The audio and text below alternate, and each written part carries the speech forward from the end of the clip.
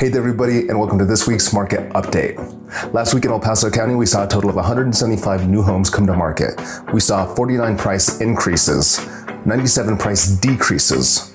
We saw 50 homes that came back on the market. That's homes that were under contract that didn't make it all the way to close for one reason or another. And we saw a total sold of 369 homes.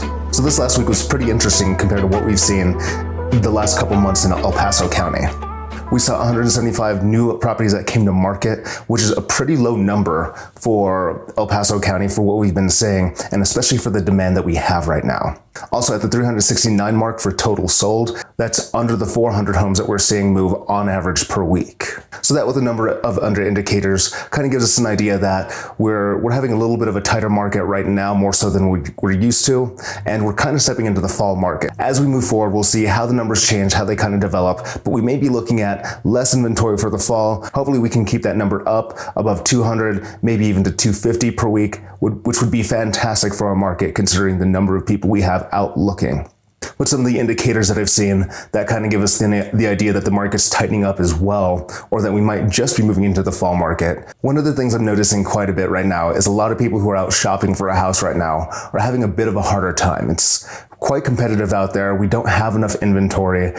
Even builders are having a hard time keeping up. So I wanted to kind of touch on a few different things to hopefully help a few people. If you're going to be looking to buy a home in the next couple months, if you know somebody who's looking, hopefully a few ideas can kind of help you along the way.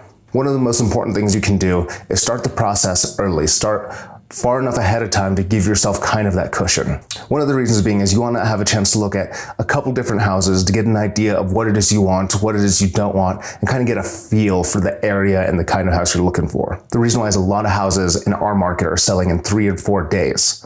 So a lot of people who want to look at a house and maybe think about it or sleep on it, by the time you think about it, sleep on it, you go to look at that, or you want to consider an offer the next day, it's already under contract. Now, myself with my clients, I never rush anybody. I never want people to feel uncomfortable about putting an offer in, but I also want to let them know, and I want to ask them, if this is gone tomorrow, will you regret not putting an offer in, or do you need to think about it? So at least they don't miss the opportunity to purchase that house. And that kind of ties in with my biggest piece of advice, and that's speed is going to be the most important asset.